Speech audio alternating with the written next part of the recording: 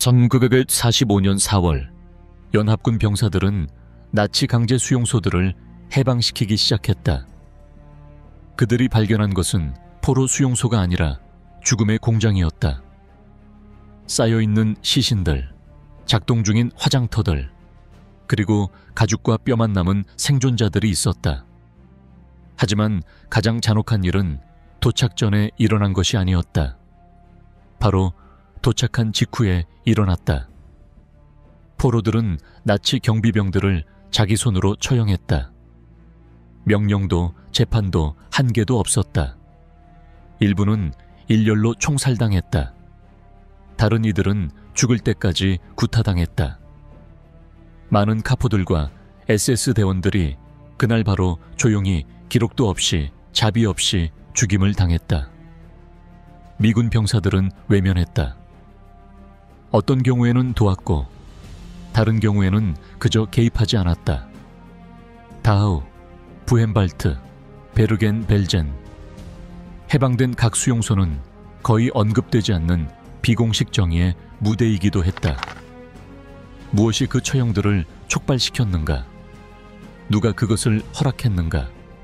그리고 왜 이 역사의 일면은 수십 년간 침묵 속에 묻혔는가? 이것은 강제 수용소 해방 이후에 벌어진 일의 이야기이다. 수용소의 해방, 지옥이 문을 열었을 때 1945년 봄, 제3제국의 붕괴와 연합군의 독일 중심부로의 최종 징역이 시작되었다. 그들이 그 여정에서 발견한 것은 전쟁의 도덕적 의미를 바꾸었을 뿐만 아니라 인류가 자신 안에 지닌 잔혹성의 능력을 영원히 바꾸어 놓았다. 4월 29일, 미 제7군 부대가 바이에른의 다하우시에 접근했다. 처음에는 또 하나의 포로 수용소처럼 보였던 그곳은 곧 미중류의 야만성을 드러냈다. 주 입구에 도달하기 전에 병사들은 철도 측선에 정차해 있는 화물 열차를 발견했다. 그 안에는 버려진 화물처럼 쌓여있는 약 2,000구의 부패가 진행된 시신이 있었다. 정지된 듯 했지만 강렬한 그 장면은 유럽 전역에서 500일을 넘게 전투를 벌였던 베테랑들조차도 얼어붙게 만들었다. 그 충격은 단지 시각적인 것만이 아니었다.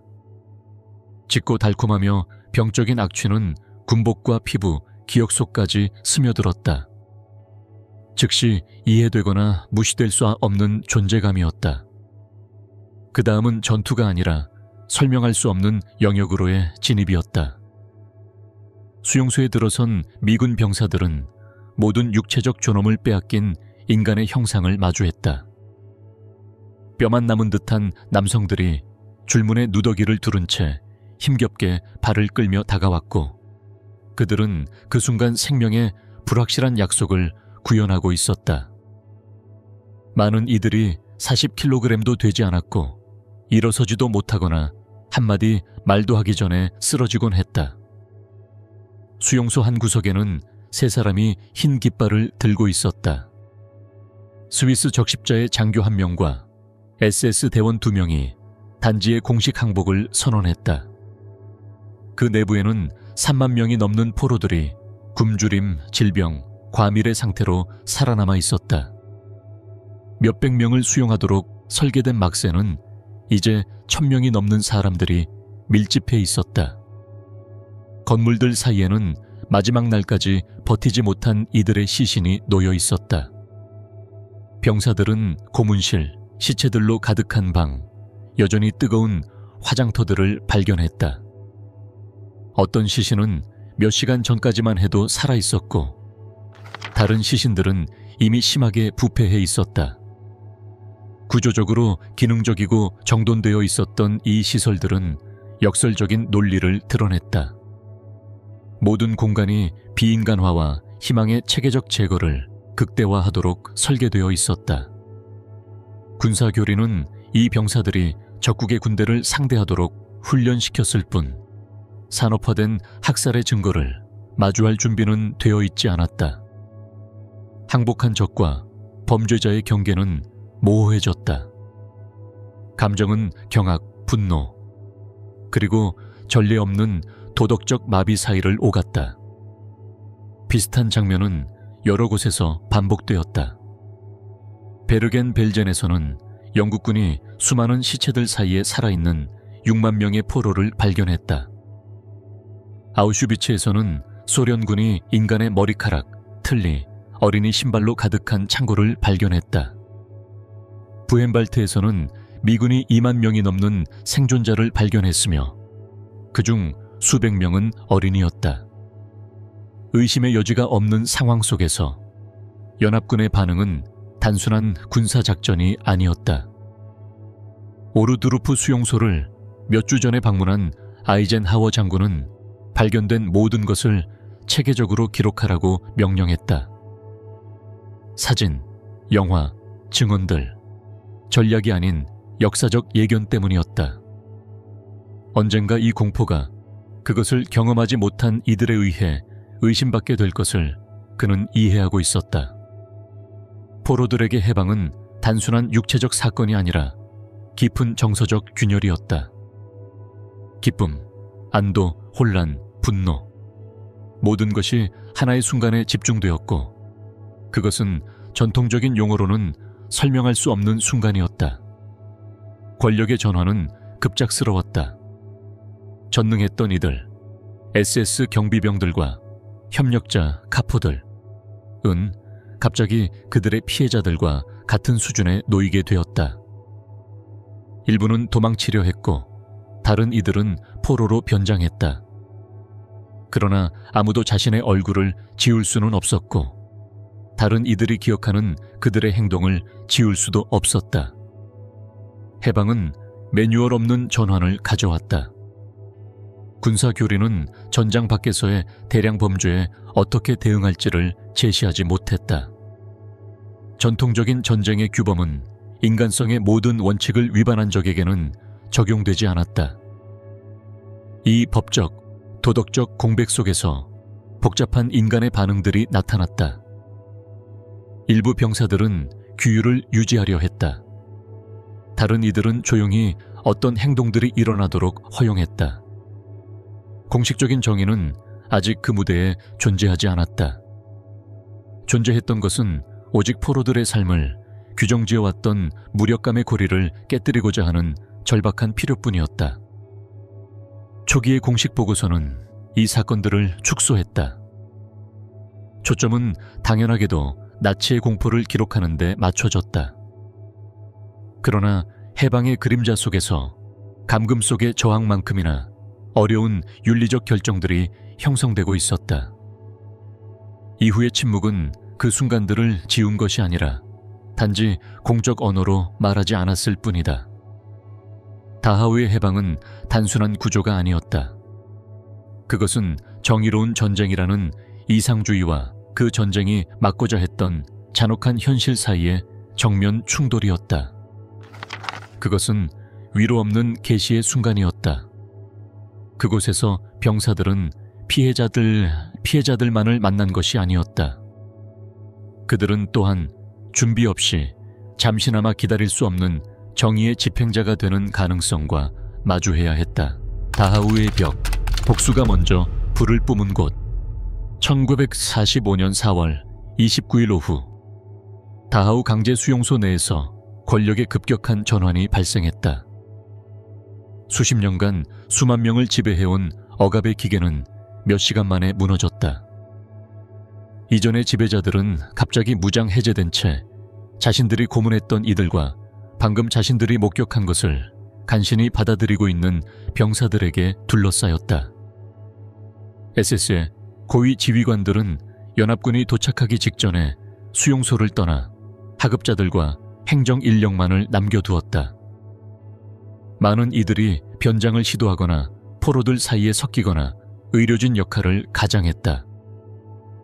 그들의 운명은 그들이 무엇을 했느냐보다는 누가 먼저 그들을 발견하느냐에 달려 있었다. 한 SS 중위는 수용소의 임시 지휘권을 미군 당국에 넘겼고 초기 통제가 수립되었다. 하지만 여러 방향에서 병력들이 동시 진입하면서 명확한 조율 없이 각기 다른 공포의 형태와 마주하게 되었다. 쌓여있는 시신들, 작동 중인 화장터들, 죽어가는 아이들, 각각의 발견은 분노를 더했다. 병원 근처 수용소 구역 중 하나에는 석탄 저장용으로 사용되던 벽으로 둘러싸인 마당이 있었다. 그곳에 SS 대원 약 50명이 구금되었다. 전투 경험이 있는 대대 지휘관이 방어 진지를 조직하고 잠시 작전 조정을 위해 자리를 비운 사이 불가피한 일이 벌어졌다. 총성이 터졌다. 기관총이 독일 포로들을 향해 발사되었다. 지휘관이 돌아왔을 때 여러 시신이 벽 옆에 쓰러져 있었다. 그는 처형을 중단시키고 즉각적인 규율을 명령했다. 이 장면은 혼란을 목격한 이들의 기억 속에, 그리고 이후의 군 보고서에도 남겨졌다. 즉각적인 정당화는 포로들이 탈출을 시도했다는 것이었다. 하지만 내부 조사는 그런 시도가 없었다는 결론을 내렸다. 발포의 원인은 전술이 아니라 감정이었다. 방금 겪은 고통에 압도된 몇몇 병사들은 정의와 복수 사이에 보이지 않는 선을 넘었던 것이다.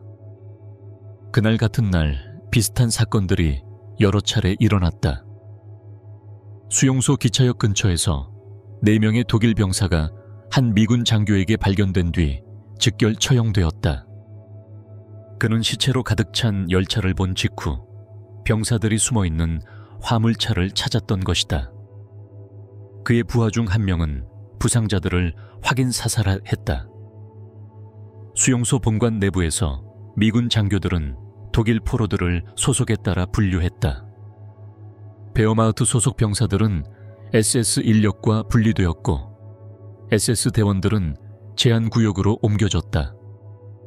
다수의 증언에 따르면 이들은 그 자리에서 미군 병사들에게 총기, 권총, 즉석 무기로 처형되었다.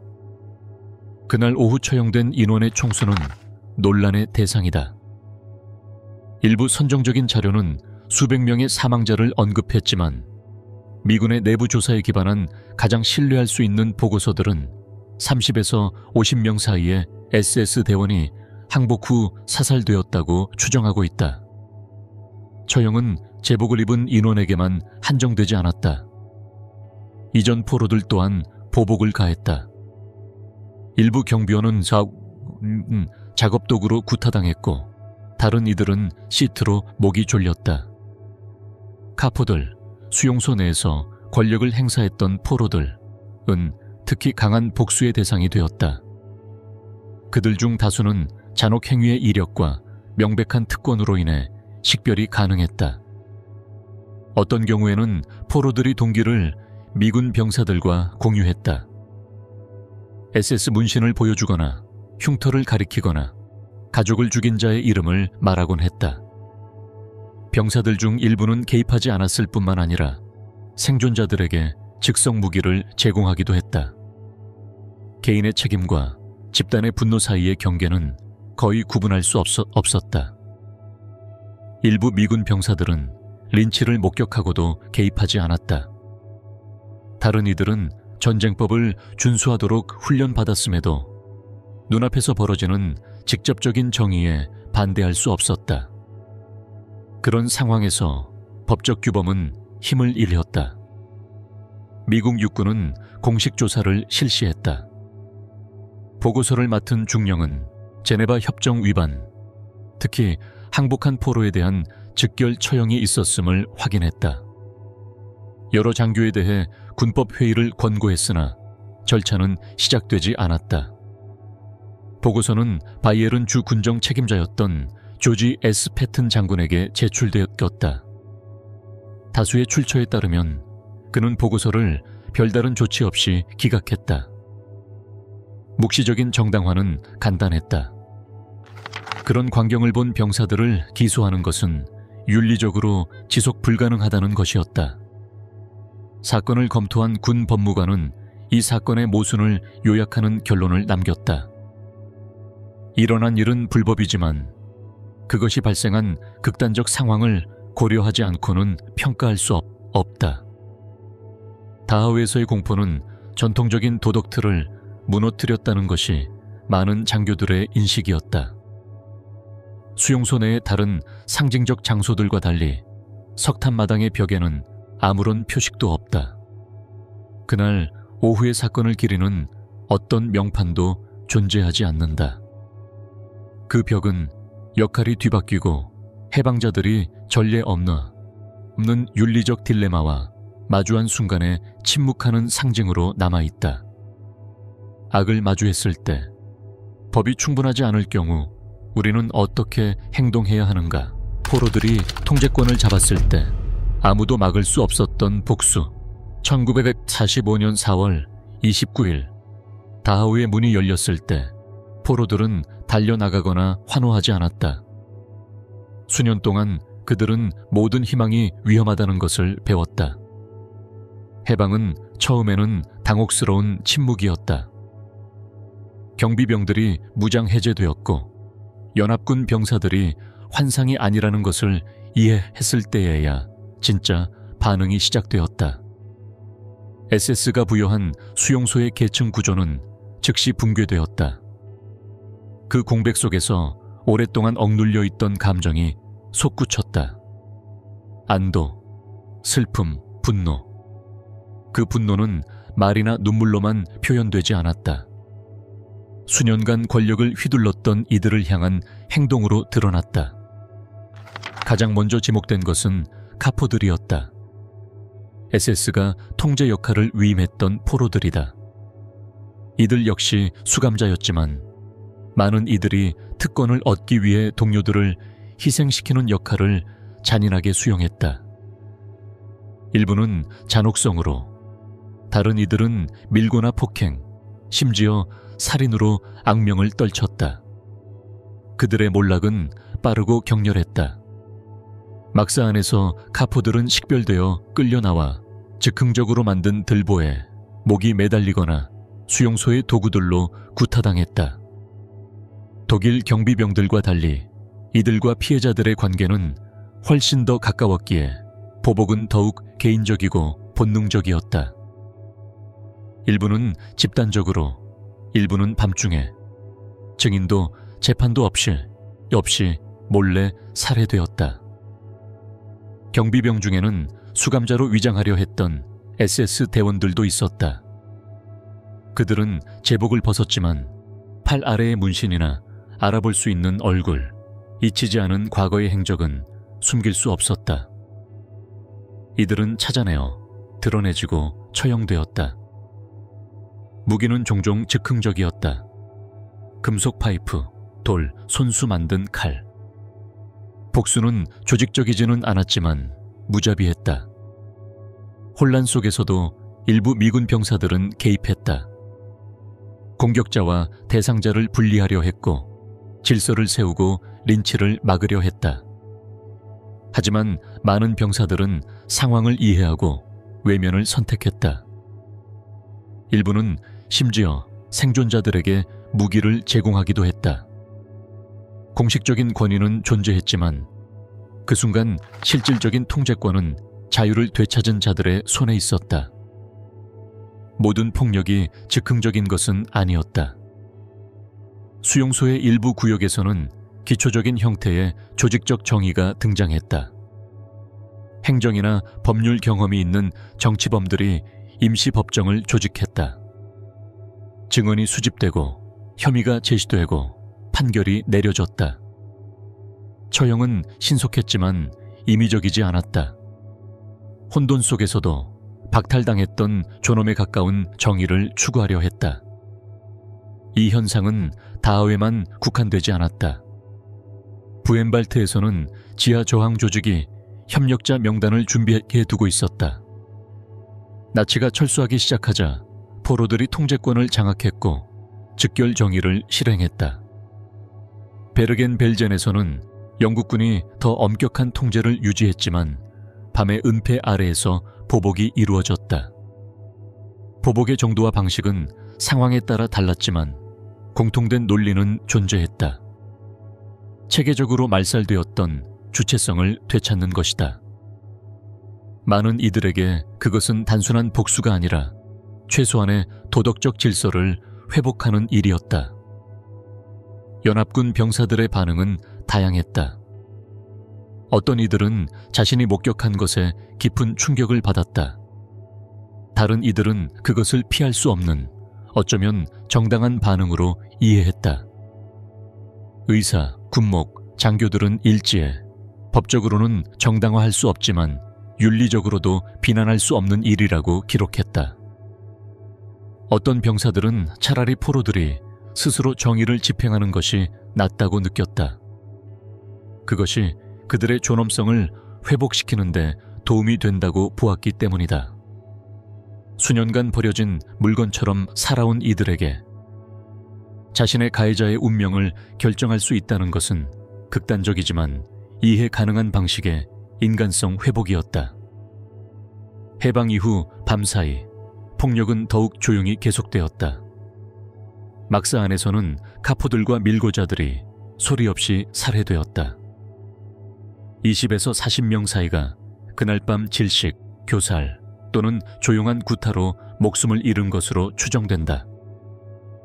다음 날 아침은 불안한 평온과 더 구조화된 군사 통치를 가져왔다. 공식 보고서에서는 이러한 행위가 거의 언급되지 않았다.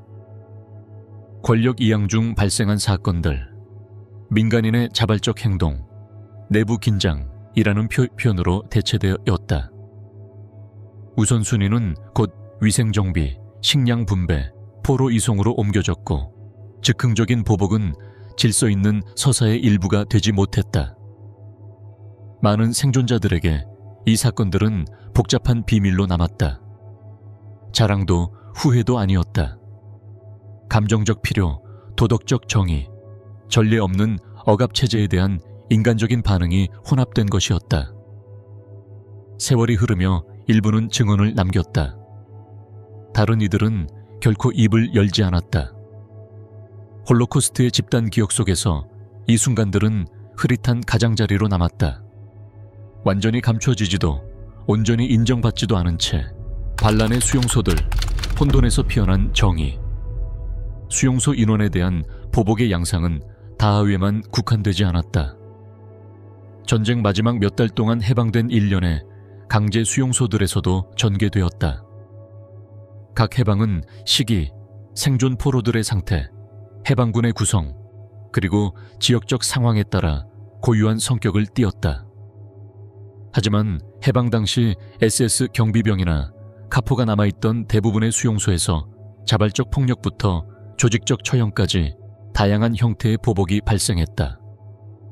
부헨발트의 하위 수용소인 오르드루프는 4월 4일 미 4기갑사단과 제89보병사단이 도착하면서 미국군이 해방한 독일 본토 최초의 나치 강제 수용소가 되었다.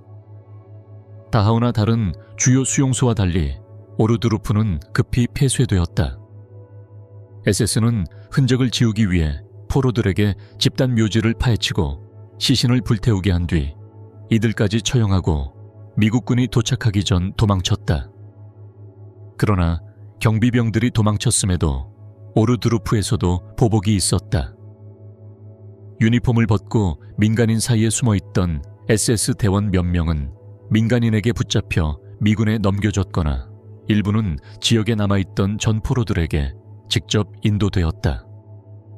단편적인 증언에 따르면 최소 7명의 SS 대원이 전 포로들에 의해 구타로 사망했고 시신은 수용소 입구에 전시되었다. 4월 12일 드와이트 D. 아이젠하워 장군이 조지 S. 패튼, 오마 브래들리 장군과 함께 오르드루프를 방문하면서 이 수용소는 악명을 얻게 되었다. 참혹한 증거와 마주한 패튼은 실제로 구토를 했다고 한다. 아이젠하워는 철저한 기록을 명령하고 전투에 투입되지 않은 부대를 수용소에 데려가도록 지시했다. 또한 고타 인근의 시장과 주민들이 수용소를 견학하게 했고 아무것도 몰랐다는 주장도 일축했다. 독일 본토 최대의 수용소 중 하나였던 부헨발트는 다른 모습을 보였다. 4월 10일 미 제6기갑사단이 도착했을 때 내부 저항 조직이 이미 수용소 통제권을 장악하고 있었다. 이 지하 조직은 주로 독일 정치범과 소련 전쟁 포로로 구성되어 있었으며 비밀리에 무기를 획득하고 통신 체계를 구축하여 SS의 지배력이 약해질 때를 대비하고 있었다. SS가 포로 수천 명을 죽음의 행진으로 내몰기 시작한 4월 초, 저항 조직은 감시탑을 점거하고 남은 경비병을 무장 해제하며 통제권을 장악했다. 미군이 도착했을 때 이미 SS 인원과 협력자들이 별도로 분리된 상태에서 수용소는 포로들에 의해 운영되고 있었다. 스페인 출신 생존자이자 후일 유명 작가가 된 호르헤 샘프룽은 회고록 글쓰기 혹은 삶에서 저항위원회가 체계적 보복을 어떻게 실행했는지 설명했다.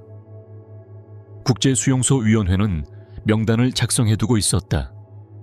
누가 죽였는지, 누가 고문했는지, 누가 죽어가는 자들의 음식을 훔쳤는지를 알고 있었다.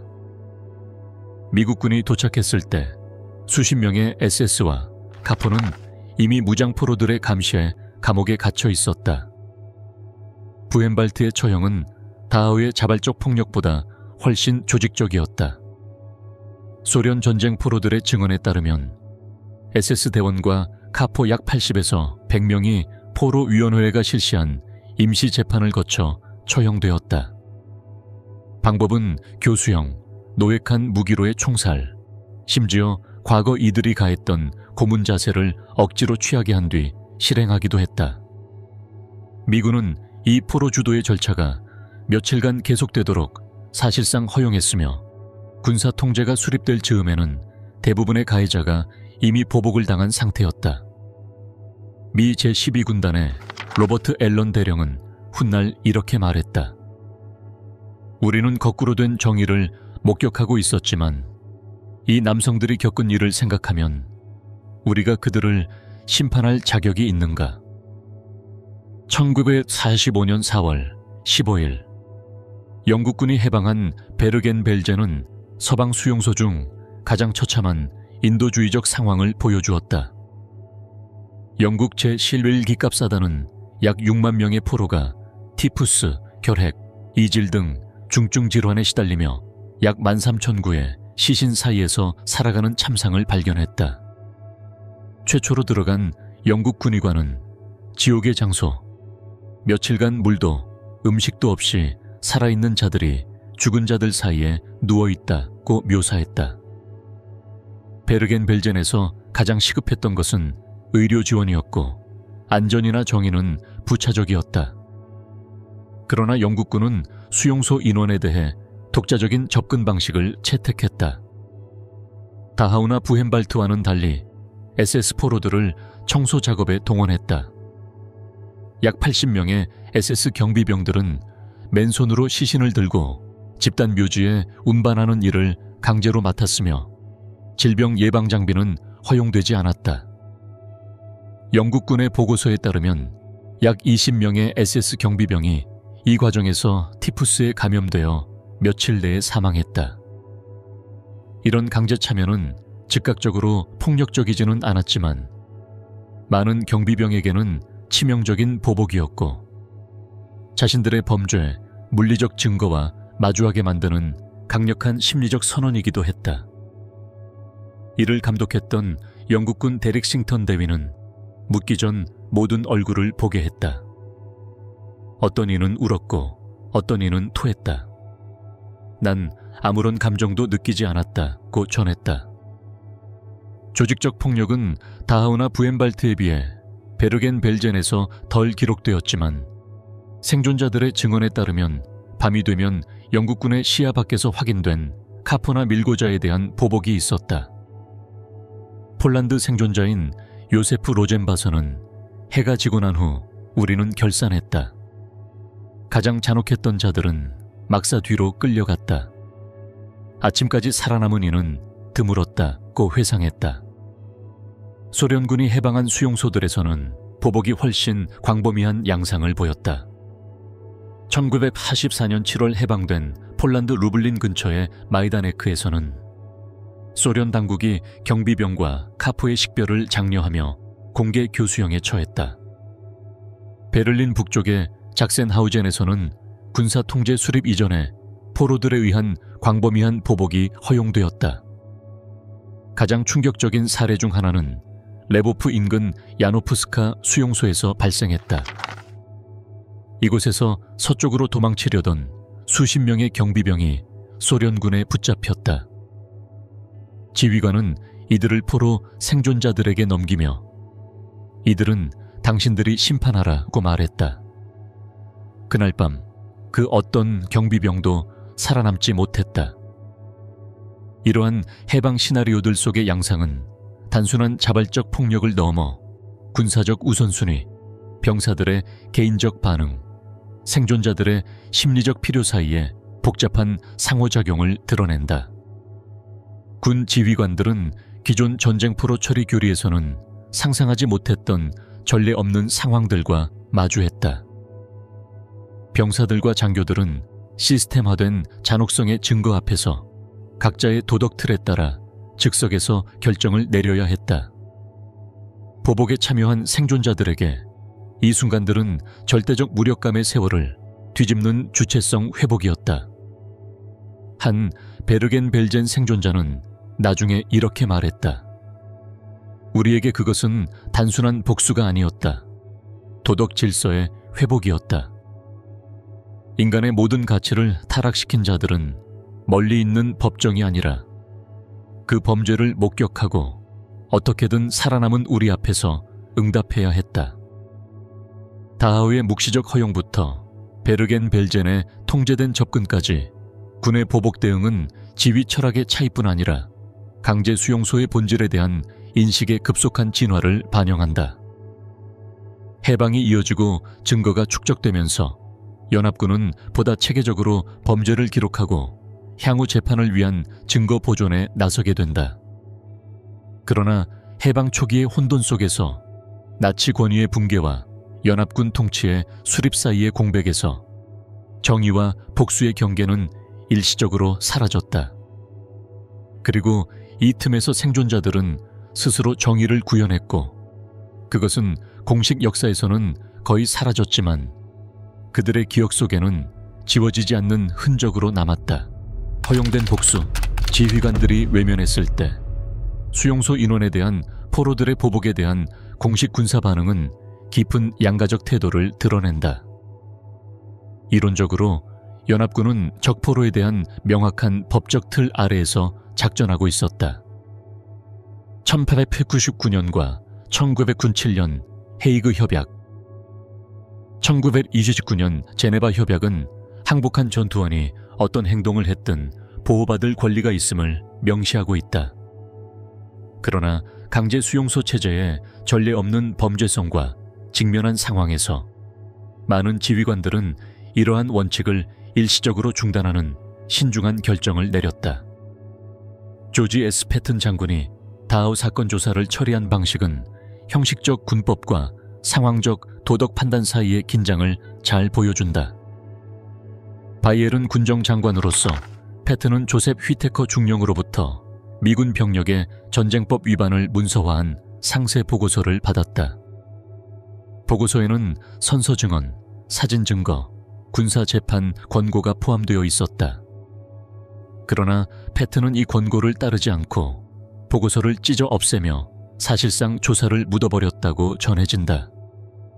패튼은 일기에서 이렇게 썼다. 우리가 지금 다루는 적은 전통적인 군인이 아니라 최악의 범죄자들이다. 우리가 그들의 방식으로 떨어질 수는 없지만 그런 장면을 본 병사들의 반응을 일반적인 기준으로 판단할 수도 없다.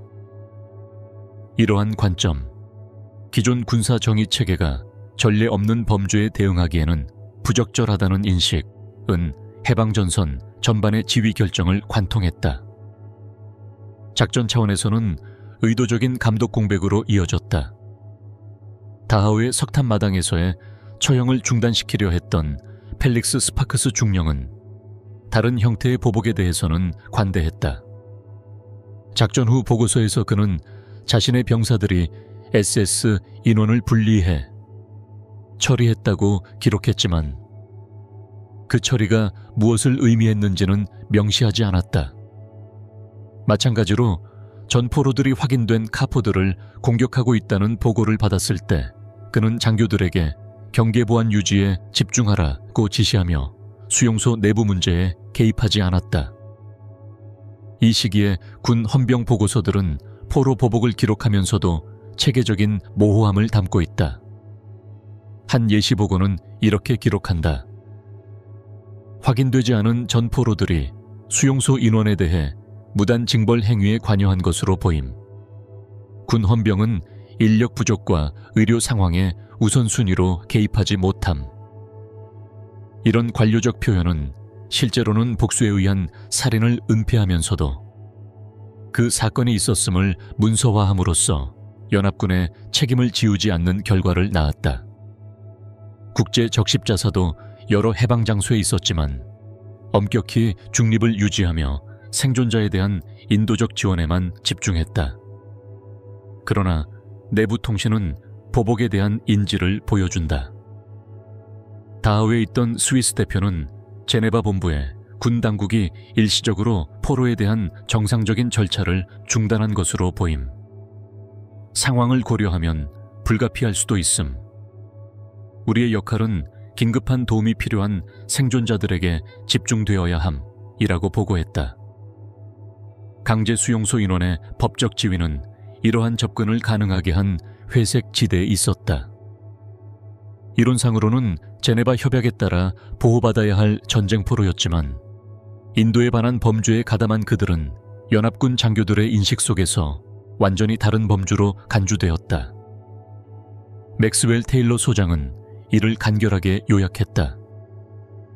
이 수용소에 SS 제복을 입은 자들은 군인이 아니다.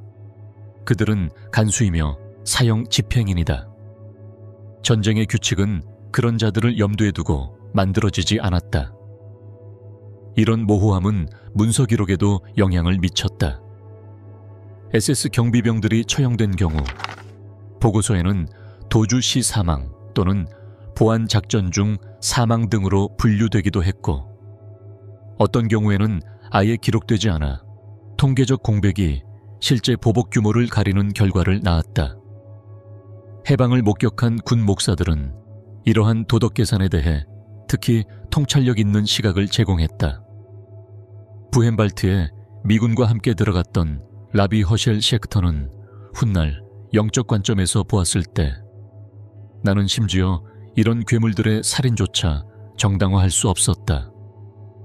그러나 생존자들이 자신을 고문했던 자들을 지목할 때 나는 개입할 수 없었다.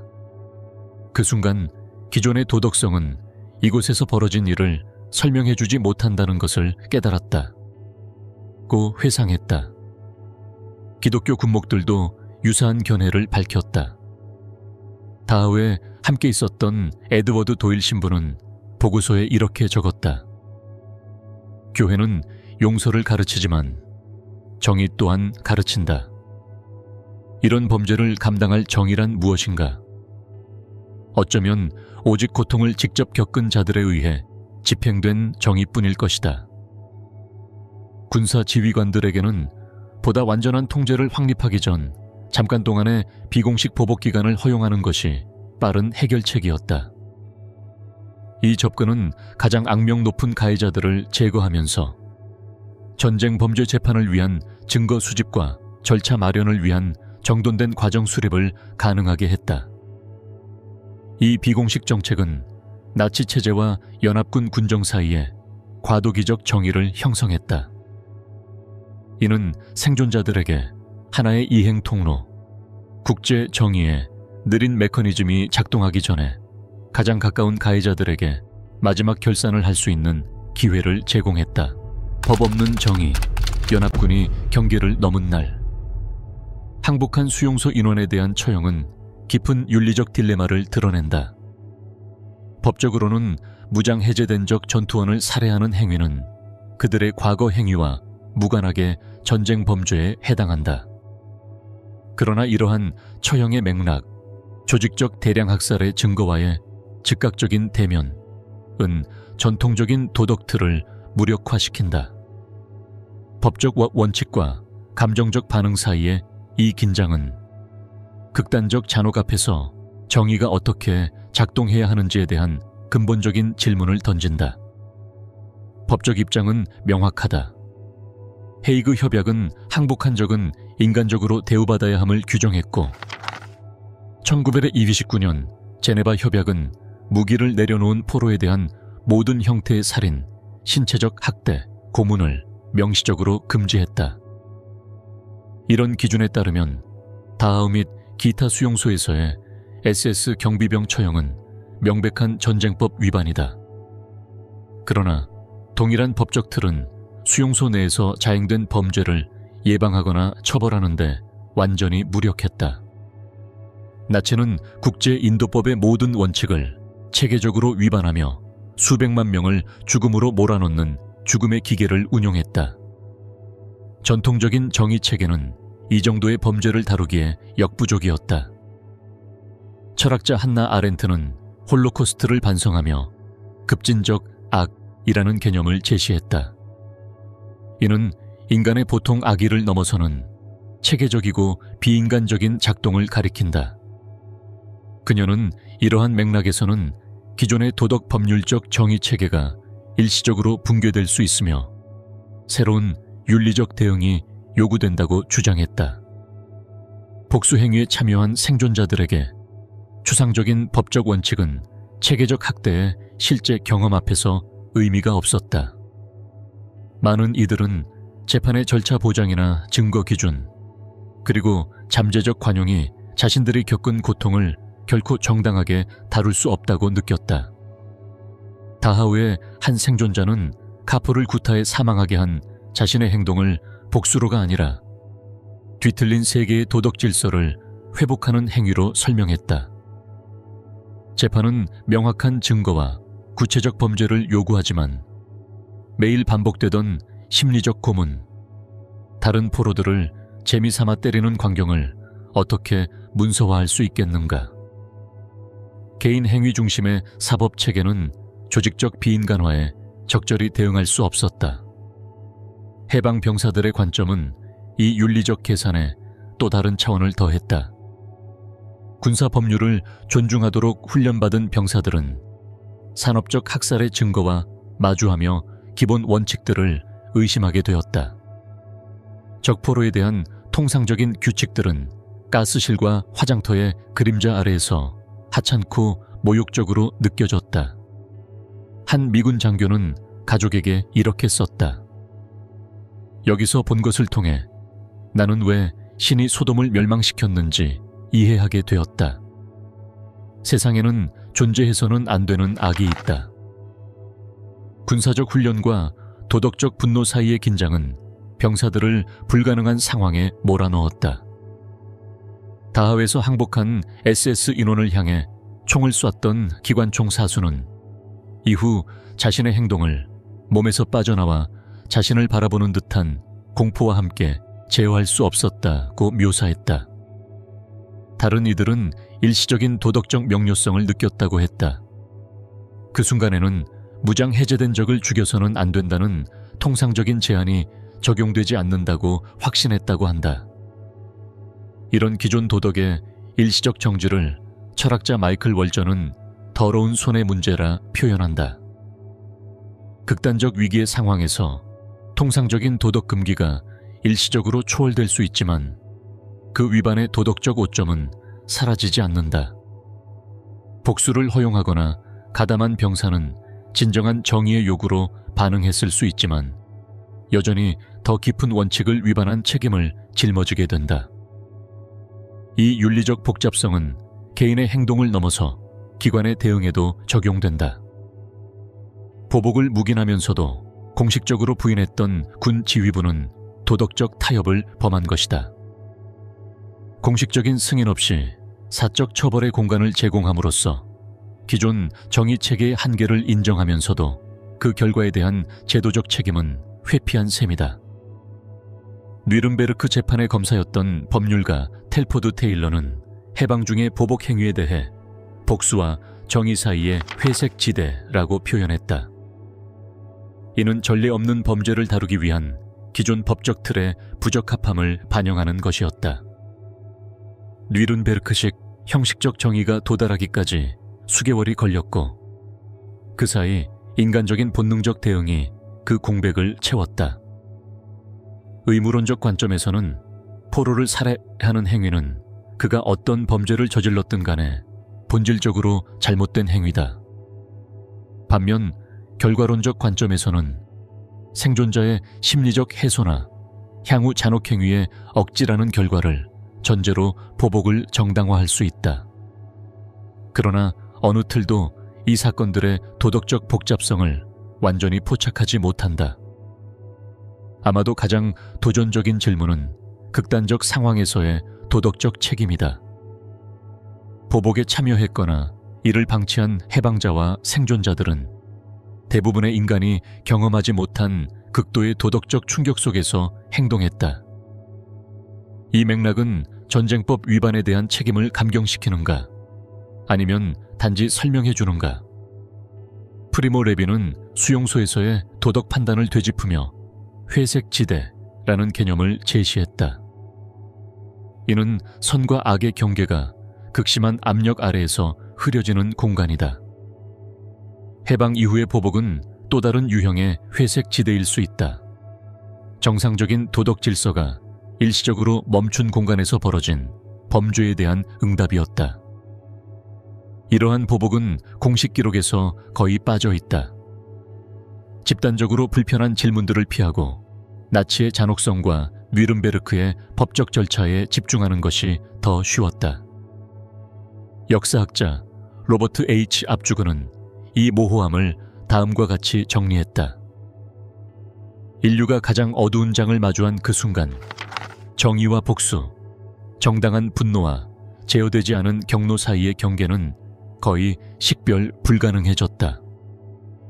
이 도덕적 모호함은 여전히 메아리친다. 다하와 다른 수용소에서의 보복은 극단적 악과 마주할 때 우리가 가장 소중히 여기는 법적 도덕적 원칙조차 흔들릴 수 있다는 점을 상기시킨다. 그리고 그것들을 잠시 접어두는 일이 정당화될 수 있는지 혹은 얼마나 위험한 선택인지를 되묻게 한다. 기록에서 지워진 자들, 역사가 잊기로 한 살인들, 나치 강제 수용소 해방 중, 그리고 이후에 일어난 보복은 역사 속에 독특한 맹점에 위치한다. 동시에 알려져 있으면서도 잊혀지고 인정되면서도 논의되지 않는다. 제2차 세계대전과 홀로코스트의 다른 측면들은 광범위하게 기록되고 추모되어 온 반면 이 보복 행위들은 대중의 의식과 공식 서사에서 대부분 사라졌다. 첫 번째, 삭제의 층위는 공식 군사 기록에서 비롯되었다. 미 육군은 다하우에서의 보복 사건에 대해 철저한 조사를 수행했지만 패튼 장군이 모든 기소 가능성을 기각하면서 결과는 사실상 묻혀버렸다. 이 조사의 보고서는 기밀로 분류되어 1991년 국립기록보관소에서 발견될 때까지 거의 알려지지 않았다. 공식 인정이나 후속 조치가 없었던 이 사건들은 역사적 군사 기록에 의미 있게 포함되지 못했다. 다른 해방 지역에서도 유사한 패턴이 나타났다. 베르겐-벨젠에 대한 영국군의 기록은 의료 위기와 인도적 대응에 집중하며 SS 포로들에 대한 처리에 대해서는 거의 언급하지 않는다. 마이다네크 같은 소련 문서들은 나치의 잔혹성에 초점을 맞추며 해방을 혼란스러운 보복이 아닌 정의의 승리로 묘사했다. 당시 언론 보도 역시 잔혹행위 그 자체에 집중했다. 시신들, 앙상한 생존자들, 가스실과 화장터, 이 시각적 충격과 도덕적 명확함은 보도의 자연스러운 주제가 되었다. 반면 수용소 인원에 대한 보복은 연합군을 순수한 해방자로 그리는 서사를 복잡하게 만들 수 있는 도덕적 모호함을 내포하고 있었다. 부엔발트 해방을 기록한 저명한 사진기자 마거릿 버크 화이트는 훗날 자신의 회고록에서 복수 장면을 목격했으나 사진을 찍지 않았다고 밝혔다. 지옥 속에서도 어떤 일은 사적인 것으로 느껴졌다. 고 그녀는 썼다. 이해되지만 기록되지 않아야 할 행위라는 인식은 많은 목격자들에게 공통적이었다. 군 검열관들도 이러한 선택적 시각을 강화했다.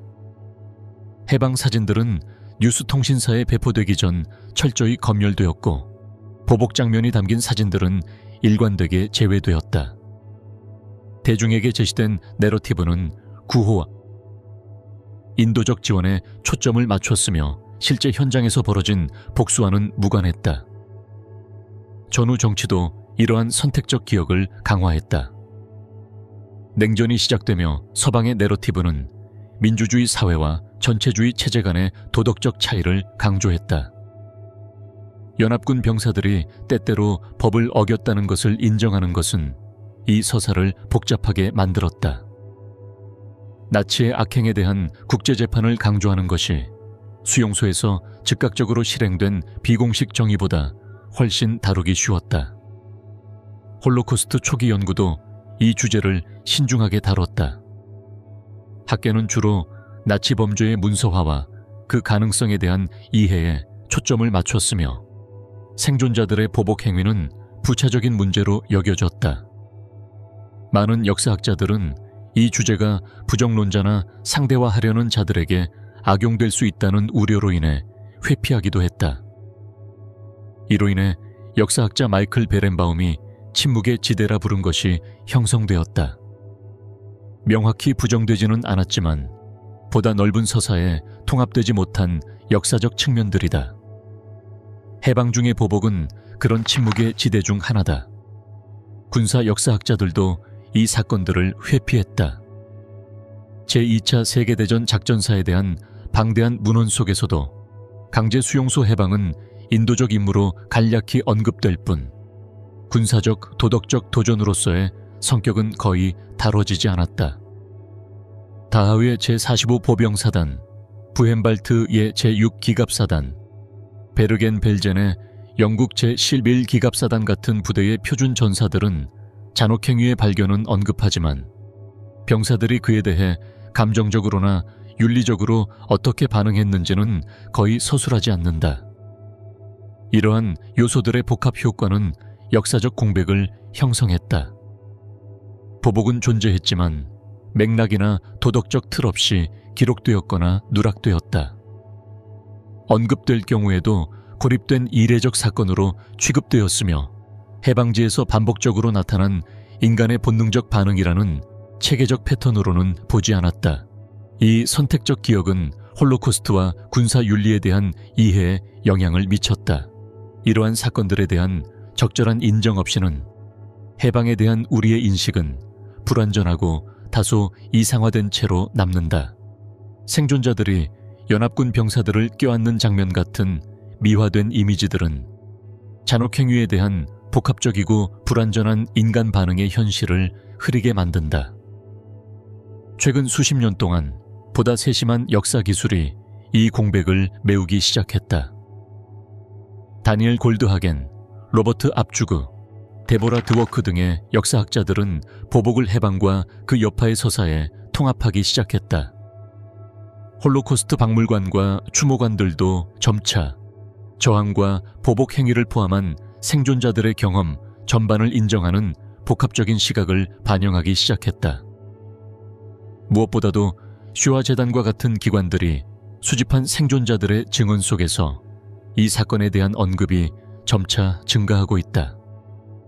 홀로코스트 세대가 노년기에 접어들면서 많은 이들이 이전에는 공유하기에 너무 논쟁적이거나 복잡했던 경험을 더 솔직하게 말하고자 하고 있다. 이러한 진실의 점진적 드러남은 나치 범죄의 도덕적 공포를 약화시키거나 보복 행위를 조직적 학살과 동등하게 만들지 않는다. 오히려 고통을 겪은 이들의 전면적인 인간성을 인정하는 것이다. 회복력뿐 아니라 분노, 용서뿐 아니라 복수의 능력까지.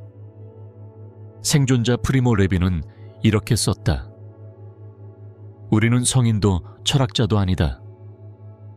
우리의 인간성은 선을 행할 능력뿐 아니라 악을 행할 가능성도 포함한다. 이를 부정하는 것은 우리가 수용소에서 배운 것을 부정하는 것이다.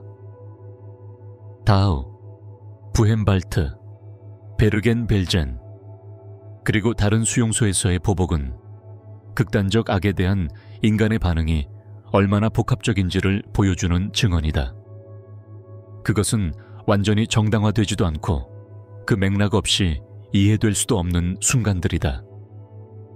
문명 사회의 규범이 잠시 후퇴하고 보다 원초적인 형태의 정의가 등장한 순간이었다. 이 수용소 생존자들에게 그 짧은 복수의 기회는 단순한 복수를 넘어선 것이었다. 그것은 절대적 무력감의 세월 이후 다시 판단하고 행동할 수 있는 존재임을 선언하는 행위였다.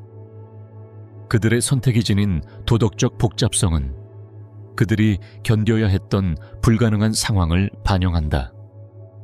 이 사건들로부터 75년이 지난 지금 우리는 이들을 인정할 수 있어야 한다. 그것이 나치 범죄에 대한 우리의 도덕적 판단을 약화시키는 것이 아니라 홀로코스트 이후의 후속 상황에 대한 이해를 더 깊게 해주는 것이다.